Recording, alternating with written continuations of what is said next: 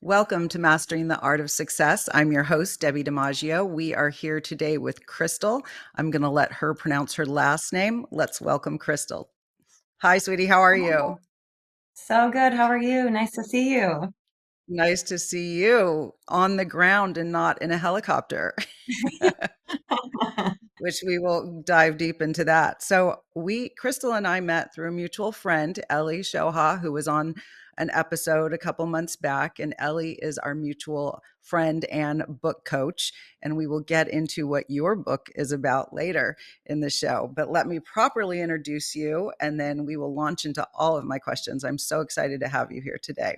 Yeah, Krystal is a thank you. global story. You're welcome. Krystal is a global storyteller, brand strategist, and photographer who has worked in over 60 countries, helping mission driven brands create lasting impact and loyal audiences. For nearly 2 decades, she's worked behind the scenes with some of the world's most recognized organizations, from Disney and NASA to UNICEF and world renowned musician Yanni, building movements that go beyond marketing campaigns.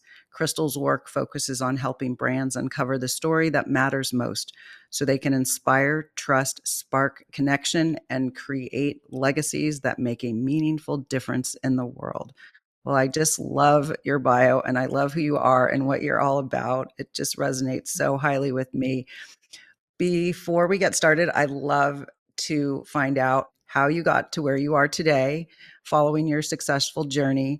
And let's start with where you were raised and who Yanni is as well. Well, thank you so much for the kind introduction. And it's so great to be here. But yes, I guess I've really spent the last 20 years at the intersection of creativity and strategy. And, I started, many, many years ago on the production side, helping various brands really build out their live event spaces. And as I was doing these creative live events, they started turning more global. And I decided to take the leap and start working with my father, Yanni.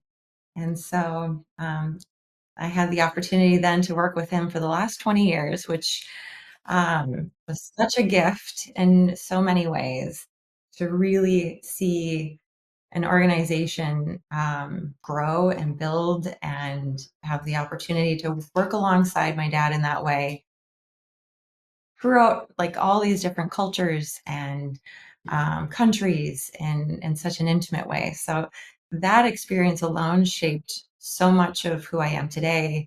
A lot of my relationships were forged through those travels, and really the basis for my life philosophy and what I do now, which is really helping mission driven organizations grow their message in a meaningful, story led way. And I learned a lot of it just being on the road, traveling the world, So working in let's these go different. back. Let's go Yes. back. Not everyone knows who is Yanni.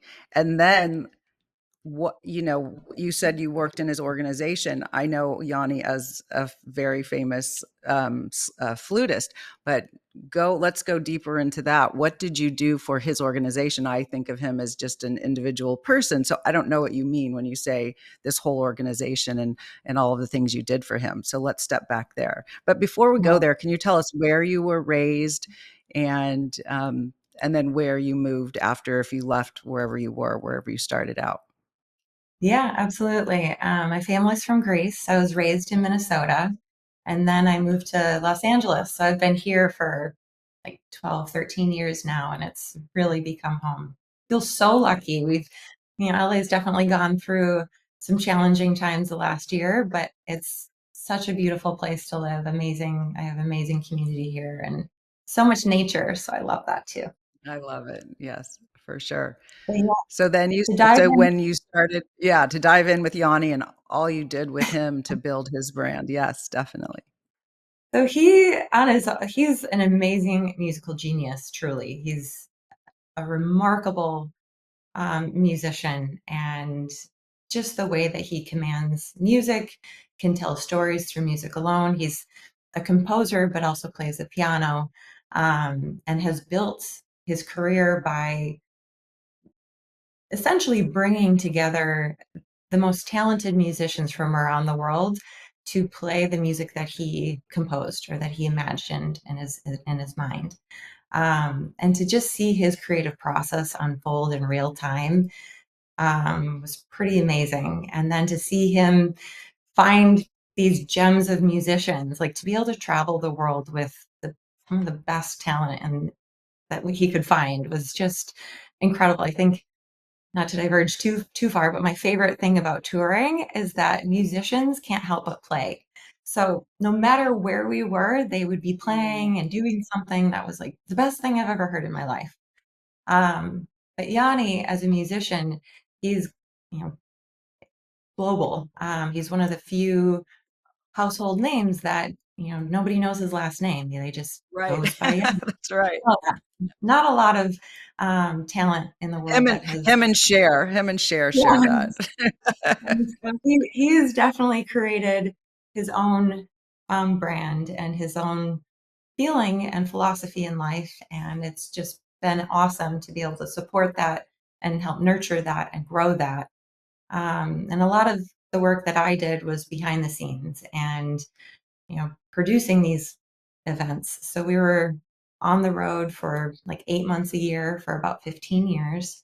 And Wow. it was traditional touring mixed with very unique one off experiences. So he performed in Egypt in front of the Egyptian pyramids, Wow. coupled with fireworks being let off to the music on stage. He opened Saudi Arabia to the first men and women in the audience and men and women on the stage to help them bring in music into their culture. Um, so many elements like that. So it was a true honor to be able to work so closely on projects like that were truly meaningful to the countries and cultures that we were working in. Um, yeah, so that's kind of a high level view, but he definitely, we were doing some extensive touring. I was helping to brand the message, market it so that people knew that we were there and get people to the shows. And then ultimately cultivate the fan base. And that's really where I learned the power of a raving fan Good. and community. Wow. And so when you were doing this, I guess there was really no social media. So, right? So how are 15 years ago, or was there social media 15 years ago? No, I hate to say it, but this was at the beginning of social media. So Right. I So kind of how are always, you getting, well, two questions. How are you getting the word out before social media? And then what was the message? What was the message you were trying to promote? so it was actually right at the beginning of social media. So just Okay. as it started. So I Okay. was at the phase where it was traditional media meets social media. So of course, like the grassroots efforts, why the community was so effort or so important, but we would do like very localized events, making sure that we were having a presence wherever people were that might be interested in Yanni's music, billboards, all like the traditional type of media. And then that's when we really started understanding the power of storytelling through socials and online, and that we could really branch globally. So prior to socials, he wasn't really doing international touring. He was doing global shows, like he did the Acropolis, and everyone's so Wow. connected to that, but he wasn't actually touring in those markets. So Okay. socials really helped open that ability for us to tour globally. That's incredible. So YouTube. I'm obsessed now with YouTube. That's all I watch is YouTube. During COVID, I discovered it. So I watch a lot of videos. So are there videos on YouTube now when he was, let's say, in Egypt or Saudi Arabia or any of these beautiful places? Yes, yes, yeah, Oh, absolutely. wonderful. Oh, great. Well, I don't like to research before because I want to have a natural conversation and I'm naturally curious and I didn't want to know. I wanted to ask you all the questions live. Yeah. So thank you. That's why I'll be going down that rabbit hole later on this weekend. Um, okay, so can you share a defining moment in your career or life, or let's not say career, just let's start with finishing up with Yanni and that whole 15 years that you spent with your father branding him, a life defining moment when you were on that journey with your father? Life defining. That's a great question because I feel like there is probably A lot. so many. I think just to be all encompassing, it was really just the experience of being able to witness all those cultures in such an intimate way. And then now being able to step back and reflect on that experience and what that taught me and how I get to see certain patterns now because of that experience. If it wasn't for the tour, I wouldn't have gone to most of those locations. Like a lot of the locations I didn't know much about or even knew existed or knew that I would be so connected to them. And so I think just the realization of seeing so much of that all together and the way that I got to experience it was like that to me is will forever be with me. Oh, it's incredible. That is just something I would love to do. And you were there and you got to experience the people like right at the core. They were there for you. So it was easy for you to have access to really get to know the people and the cultures. I think that's just incredible. I love that. Well, who have been mentors or influencers or influences who have made the biggest impact on you? The biggest impact, this I don't know if this is um well, it's the truth. It's my grandmother. Okay. Um That's mine she, too. Uh-huh. Stella. she yeah, what is her name? Stella. Stella, that's beautiful. Yeah, my grandmother, she just she's such a light and she's still with me. She's in her mid 90s Oh, and wow. has just taught me joy. Like Mhm. she just is joy. And so it doesn't matter what life has thrown at her, what she's gone through. She's just always been a guiding light of joy and love. And I've just learned so much from her, through her. And yeah, so she's my number one. I love it because of course, your father is too, but I love that you had someone else that was someone who had a lot of influence in you, and I think that's beautiful. Yeah. So let's go to what you're doing now as an amazing photographer. Definitely follow Crystal Ann on Instagram. It's incredible. And after this, I'm going to ask if you can share any photos, if you can email me photos, because when I put the clips together, I want to add your incredible photography. So, how Um, did you get started in your photography career, and how did you learn? I take photos, but they're awful. So can you learn to be a really great photographer? And let's start there, and then we'll dive into all the amazing places you've been. Thank you. The answer is yes. Anyone can learn. If I can learn, anyone can learn. Wow. Photography. It's kind of interesting. It almost found me. So Wow. it came through. It came about. It started. It really started for me. It was when I was on tour, and we were in all these remarkable locations. And I started just taking pictures because I'm like, this is amazing. Like I didn't know this existed. Like Right. taking the picture and wanting to share that message and just share the story and the experience. And, obviously I had a very cheap, point and shoot camera that did a terrible job, but still it's what I had. And so I'm like, this is amazing. I'm trying to share it with my friends. And of course, that's when social media started taking off. So or just started. And so I started posting these terrible photos online. And for those of you that know photography, like you can't take concert footage with an Yeah. automatic camera. Like it just doesn't work. It blurs, the light's terrible. Um, and of course, my dad knew that. He saw me walking around with this cheap point and shoot camera and he's like, what are you doing? Like, and he gifted me my first camera. And it's actually, I still use it to this day. And it was the best camera on the market. It was beautiful. And I was so frustrated because I didn't know how to use it. I only knew automatic, and that camera only worked in manual. And Wow. so I was already so full. I had a, my full-time job, which was, producing and marketing these tours and pulling together, that. And now I had to like learn how to use a new skill. Like, how do I use this camera? So at first I wasn't very happy about it, but I think I'm sure my dad knew what he was doing because it's grown to be the Wow. biggest gift in my life. And Wow. I can't imagine it, can't imagine life without it. So really, I learned on the job and all my mistakes, everything was up for everyone to see. And just working through the process of documenting and wanting to share the story. So it really started to me less of the photography, more of the Mhm. story and the message. Right. And it's just kind of grown and continued to grow and has really turned into a big blessing and something I love to do. So when you were how many more years were you with your father when you were taking those photos, when you had just started taking photos for fun and for the show? I mean, I think I did it with him for probably 12 years or so. Oh, okay. So you've been at it. Well, that makes me feel better. Been at it a long time. It was like, did you Oh, just yes. parlay into this amazing career now that you're doing? Okay. So you practiced for 12 years. Well, it was part of your job too, because you were creating such beautiful content and drawing more crowds, I'm sure.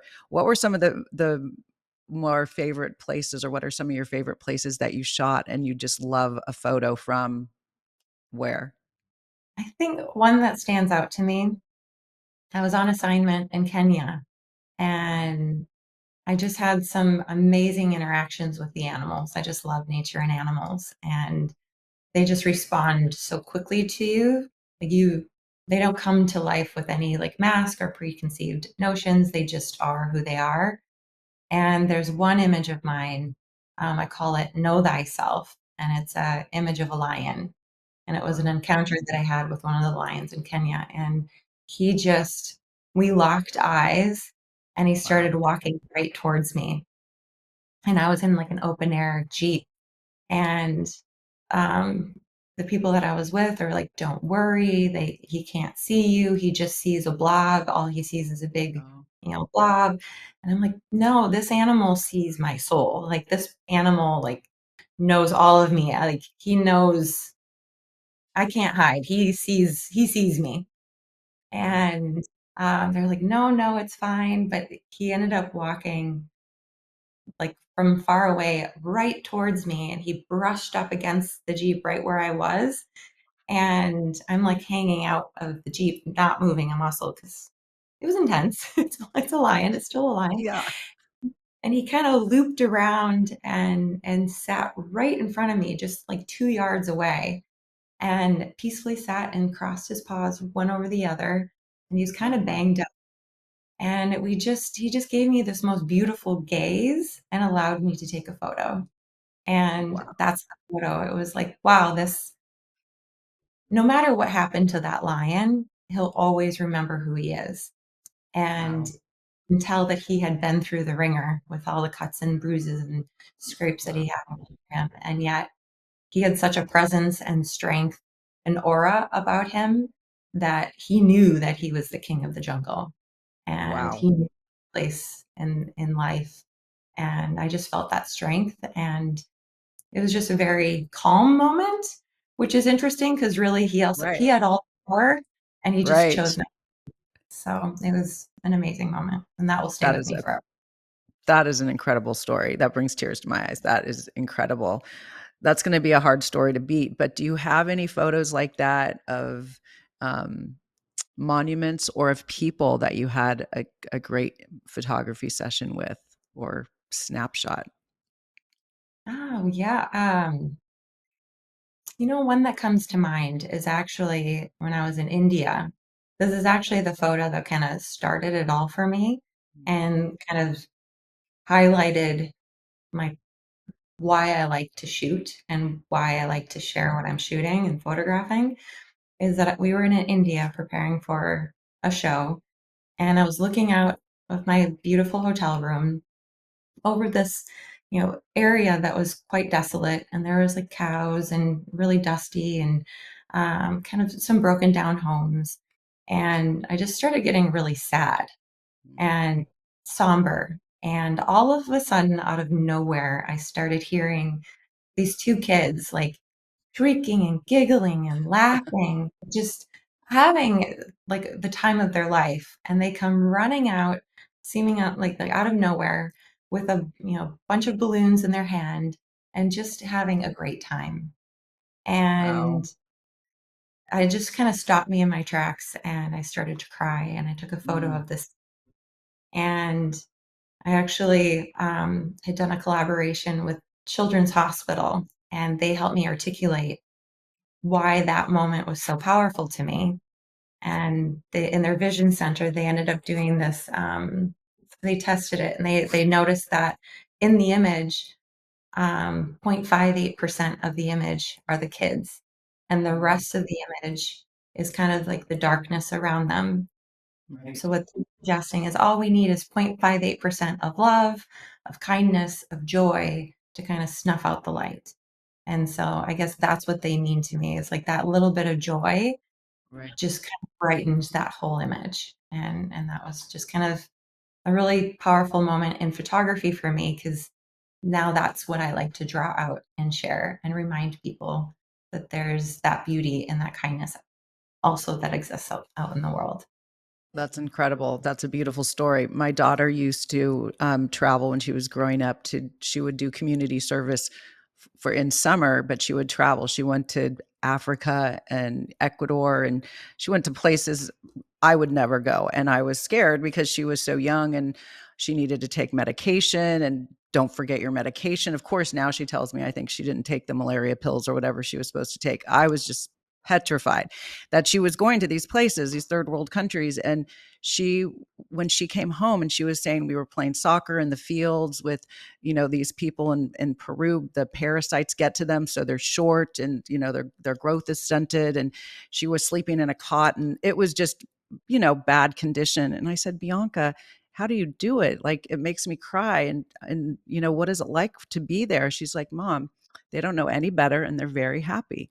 And it reminds me of your story. Like, with all that background of what we see as horrible and sad and depressing, these little kids came out with their balloons having fun because they don't know any different. So that's a beautiful story. And I'll never forget Bianca telling me, Mom, they Yeah. don't know any better and they're just happy. And I'm like, okay, that will make me feel better. Well, maybe there's something that we can learn from kids, right? I think there's Yes. something that maybe we forget as we age is that, there's an innate joy in us already. So whether or not they don't know any better or not, there might be something that we can learn from them too. Absolutely. You don't need a lot to find joy and happiness, but love and joy and family. And yes, so I love that. So, on that, we're going to go to a quick commercial break and we will be right back with Krystal.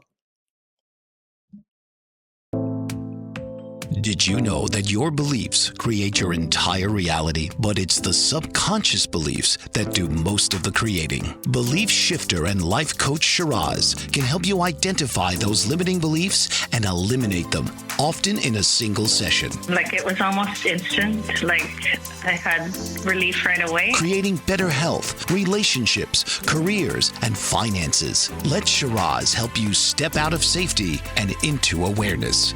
Definitely something's happening. It's like a flow inside. It feels good. Whether in person or online, Shiraz provides personal coaching, belief shifting. Visit Shiraz at energeticmagic.com or call 416-529-7429. Energetic Magic. Find your greater happiness.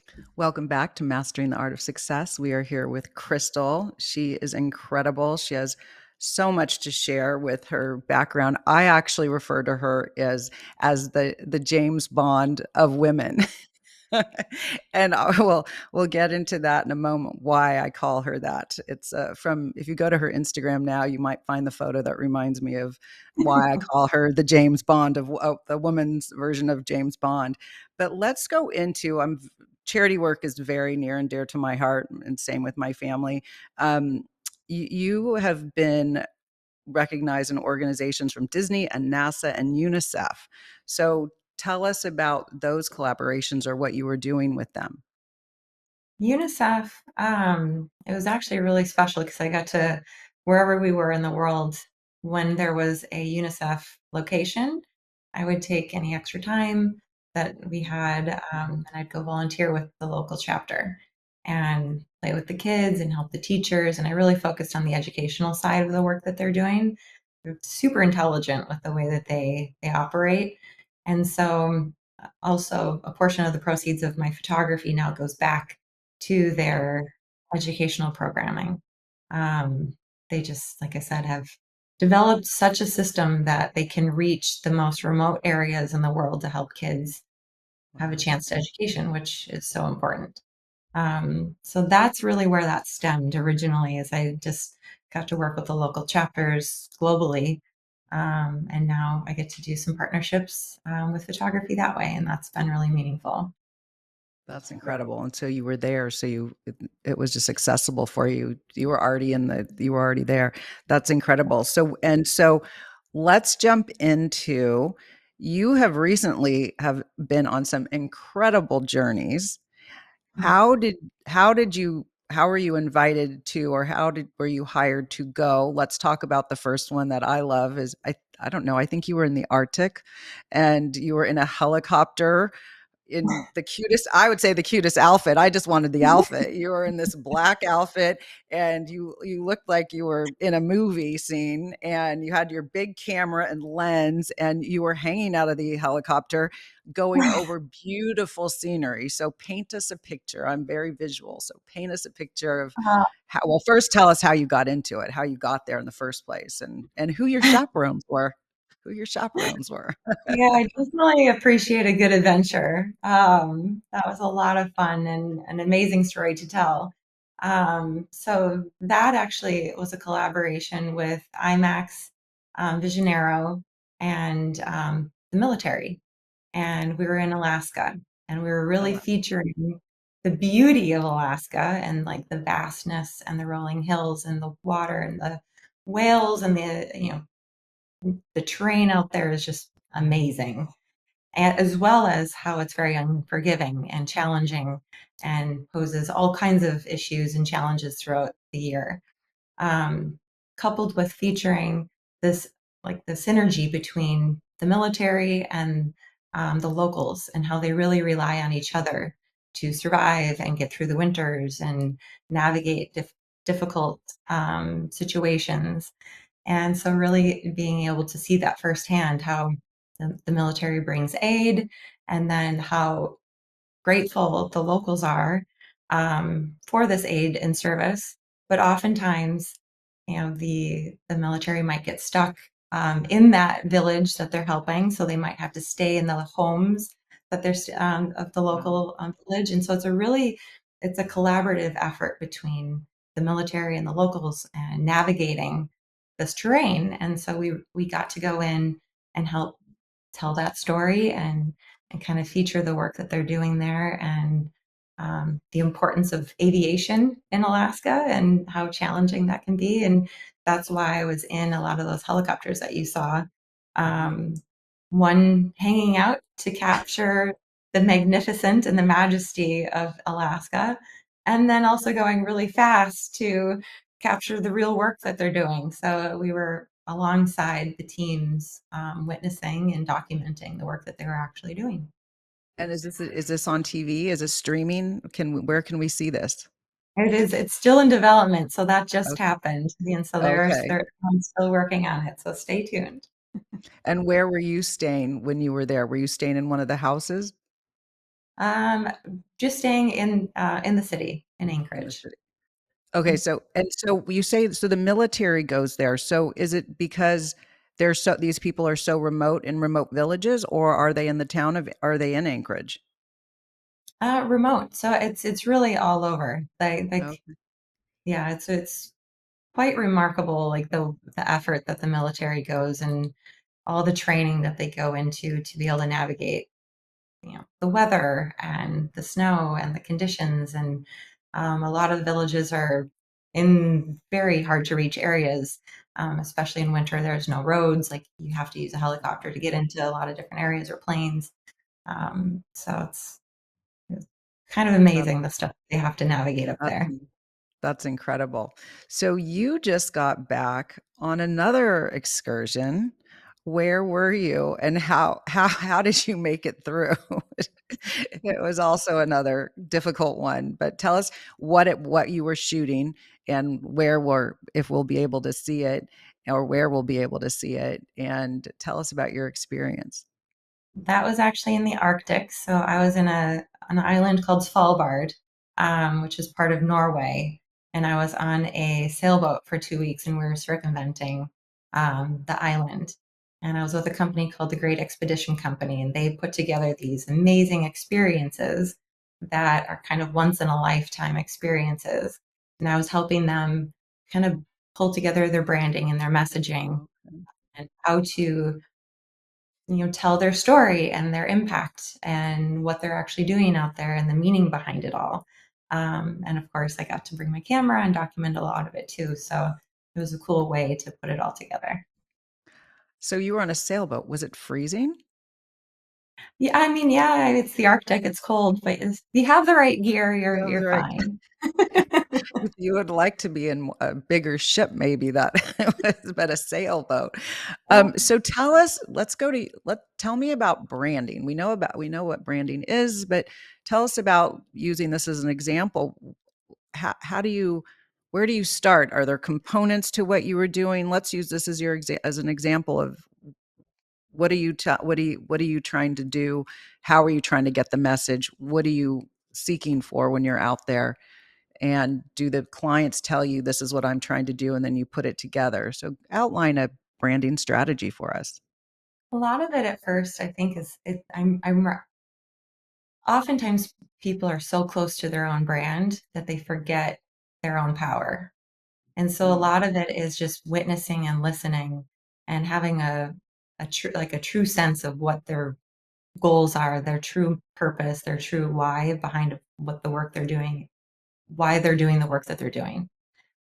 And pulling that storyline through.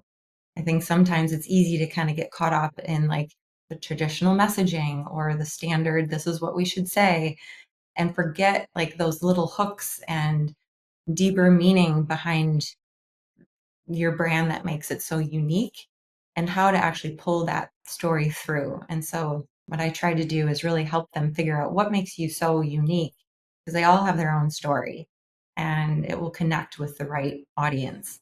And so really a lot of listening at first and then pulling out that storyline and then building that into something more lasting.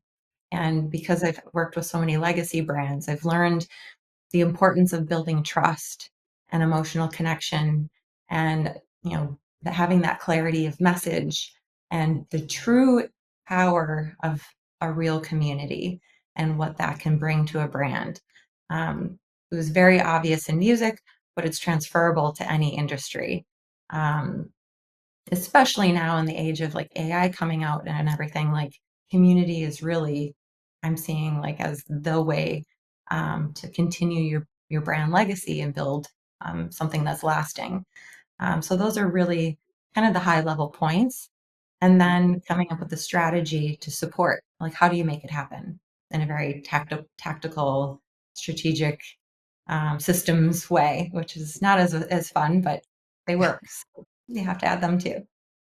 So what, give us a preview, or give us a visual of whether it was one you were there for quite a while, but of one of the segments that you created and how it came to you. How does it, I mean, we we think we know, but then how do you come up with something interesting? To where does it come from in you? How do you come up with that? It's really a collaboration. And it's an allowing. It's not I don't know better, like I don't know best, right? It's not me coming in being like, you need to do X, Y, or Z. It's let's explore this together and understand and really feature it. It's actually interesting. It's very similar to photography too. Like when I go into a space, I allow the space to show me its beauty. And that's Mhm. what I capture. And I'm looking for something amazing. And if I'm looking for it, I'll find it. If I'm looking for something, bad, I'll find that too.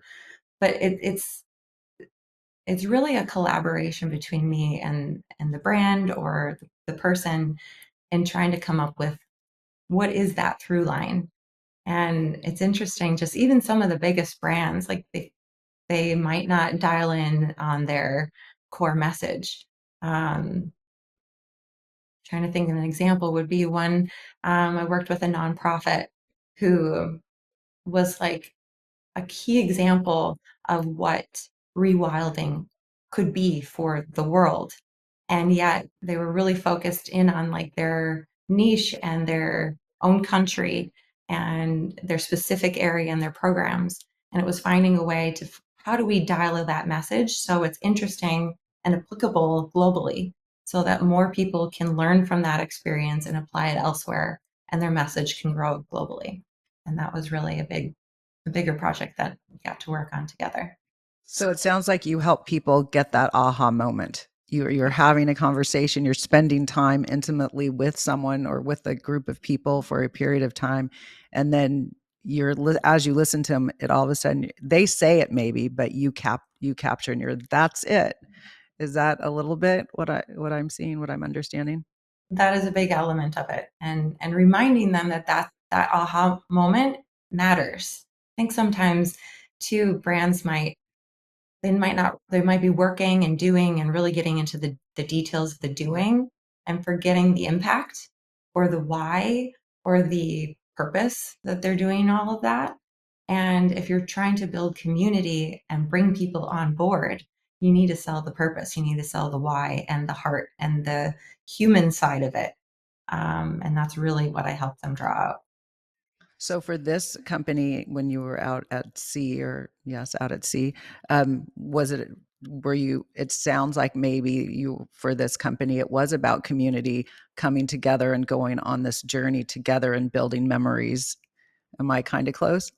A big element of it, and addition and Right. adventure Yes. and very unique experience. Like it's not a typical thing that is Yeah. available, and so there's a lot of amazing things to highlight with So that company. were you shooting or were you directing another photographer or camera? I did get to shoot, so I did bring my gear, and that was an amazing. I mean, the Arctic, it, Oh my. it just has so many Yeah, photographic. tell us what you saw. Tell us a few things that you saw that were of interest that we might not realize if since we haven't been there, if we haven't been there. Oh goodness. I mean, the glaciers, just nature itself, everywhere you look is stunning. We did get the opportunity to see polar bear, a mama and her two cubs. It's just Oh, amazing. Yeah. that's incredible. Okay, let's go on to some other legacy brands. Name some of the other legacy brands that you've worked with and maybe one or two of your favorite brand strategies you created for those brands. Sure. I guess one that comes to mind was just being able to work alongside NASA and kind of tell their story and work with astronaut and cosmonaut Scott Kelly. He was Wow. up actually in space doing a 1 year mission where they did a huge 1 year study where he was up in space and they're trying to understand what would happen to the human body while he was up there. And we just so happened to have a concert in Egypt. And so we did a collaboration with the Egyptian government, with Yanni, and with NASA to kind of pull all their unique messaging together to amplify something greater. And astronaut Scott Kelly dialed into our show in Egypt Wow. and did a live link and was like, "Hi, Yanni. Hi, Egypt. Like, I can, concur. There are no lines on the map from above. We are living on this beautiful planet that we call Mother Earth. Like, let's honor her." And he gave this amazing message. And it was Egypt's first time that they ever heard their name from space. And so it Wow. was a really big deal for the locals. And whenever I get to work on such a massive project or a project of that scale, where you can pull in different organizations and amplify all their messages in a really meaningful way, like that's like my favorite thing in the world. Like I can't imagine anything better than to help companies like that who are out there making an impact do even more. That's incredible. What an incredible experience for you. You've had some amazing experiences. How we'll go into more legacy brands in a minute, but so you photography was because your dad gave you this manual camera, and then you used it in the business helping him. How did you get your first? Well, I guess it was you did NASA when you were still working with your father, so you started to get your foot in the door of these legacy brands. How did you, if you remember some of the jobs that you got now that you're an amazing photographer, how did you get those early on jobs when it didn't have anything to do with your father's company and you producing all those shows? Something that was apart from that. Yeah, I think that I, somehow they just started finding me. I think that's why I said at the beginning, photography found me. I imagined after I got off the tour that photography would go away. And I just, okay, like it's a hobby, it's something that I love. And I just never imagined that it would turn into what it's still evolving into. And so Incredible. I just feel really fortunate because, I think through just establishing relationships and people, yeah, they just continue to reach out and it keeps building on itself. And I keep saying yes. So That's it's been, incredible. Well, the message here is, if you have a hobby and you're enjoying it and working on it, it's possible that it turns into something bigger if you keep doing it. You can still do a side job while you're enjoying your hobby, and it could turn into something. I mean, it was a little, you were already in it and you had great content, so it really helped. But I mean, you're an amazing photographer. It's to go from almost a hobby into, not even a hobby. It was, well, kind of, it was, you got forced to here's your camera now, figure it out. And you did. It's incredible.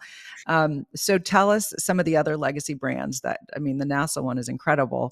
Do you have others that really have a special place in your heart and it was fun to do? I think the other one that, I mean, so many, I did have the opportunity to work with Boeing and their test pilots. And so I think one cool thing, one of the many amazing things about photography is you really get a chance to just be amongst greatness Mhm. and witness these people doing, working at their best and giving their all.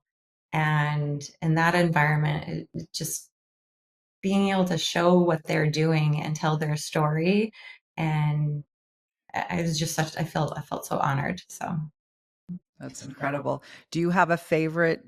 You can give me three because you probably have a lot of favorite places in the world because you've been to 60 countries.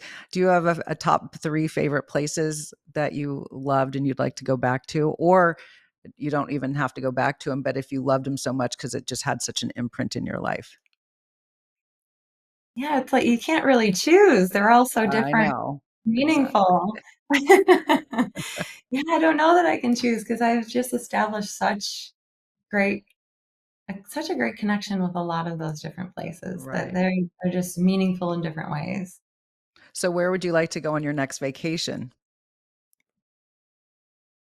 Where would I? Vacation, not work, but vacation. Do you have a place that you'd like to go on vacation? So totally aside from all the beautiful places and people and cultures, just somewhere on a relaxing side, or maybe you want to travel and you don't want to relax. Well, I mean, all the above, but my hometown of Greece, I mean, that is Mm. like heaven. Like that's a place I would always love to go back to. Just, yeah, I think anywhere in Greece is just, And um, where in Greece are you from? my family's from Kalamata, so where all the Kalamata olives are I from. was just gonna say it sounds like the olive, the olive town. Mhm. Any other legacy brands you want to highlight before we jump into your more daily routine and your book? Goodness, I mean, nothing, I mean, there's so many. I've just had the opportunity to, I think we touched on a lot of it Yes. already. Amazing, amazing content. So tell us what would you tell your 25-year-old self now that you are so successful now and you're enjoying not only successful, but you're enjoying what you're doing so much? What would you tell your 25-year-old self when you're just starting out? Mm, just keep doing it and don't be afraid to make mistakes I think in the beginning, I was always so afraid of making mistakes. And the thing is you're going to make mistakes, and it's okay. That's part of learning. And if you're not making mistakes, then you're not trying hard enough. So I That's think excellent. that would be a big element of it. It's just like, go try. Yes, excellent advice. So you are writing a book and working with our friend Ellie. Can you share a little bit about your book and what you're writing on? Well, it's definitely too early to say much about it, but what I will share about it is that I started putting together a photography book. Just, Mm, you know, I was asked a lot, and I just thought it was so sweet that people were asking. So I started putting together this, collection of images. And then as I was writing, or as I was putting it together, I just started recognizing that there's so much more behind the image, and it's mm, really the story that gives the image even more meaning and more value. And mm. so as I was writing out the stories, it just really has started to evolve into much more than I could have imagined. Absolutely. Well, I think you have to do 2 books. One, you have to do your photography book and get it out there so we can have that. And then, yes, the deeper version. I definitely, yes, I agree. I mean, just like your lion story, that's not just a lion. I mean, it's a living, breathing, amazing connection that you have. And I totally believe you guys locked eyes and had a connection. You felt. I totally You believe that. felt it. Oh, I know you did. I absolutely know that feeling. So let's go to your morning routine. What does your morning routine look like, and do you have one? I do actually. I I try to keep it very simple, but I guess in the mornings I always have my coffee. I always have my time with my dog. I have quiet time, and I always like to learn something. So I take 30 minutes to an hour to either read or learn or, you know, learn something. So that's the way I like to start my day. I love it. I love it. So how could people get a hold of you? My website, crystaland.com, or Instagram, I'm fairly active on there. Even though I don't post as much as I should, I I know, I'm waiting for more. Post five favorite photos from these past journeys. I don't think you have anything up right now. you're right, I don't. Get it up there. And it's Crystal and spell your name because it's not like most people would say, Yes, Krystal Ann, KRYSTALAN.com.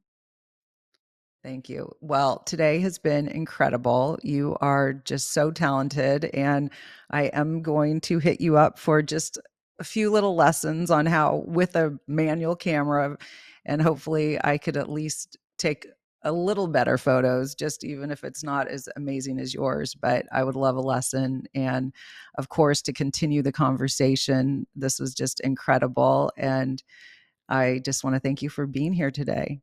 No, thank you so much for having me. And yes, you can be a great photographer. I'm sure you already are. You're an artist in your own right. So you have your own Well, vision. thank you. Thank you so much for being here today. Thanks for having me. Have a good day. Next week, please join us Thursdays, 11 o'clock Pacific Standard Time and 2 p.m. Eastern Standard Time. And we look forward to seeing you next week. Thank you.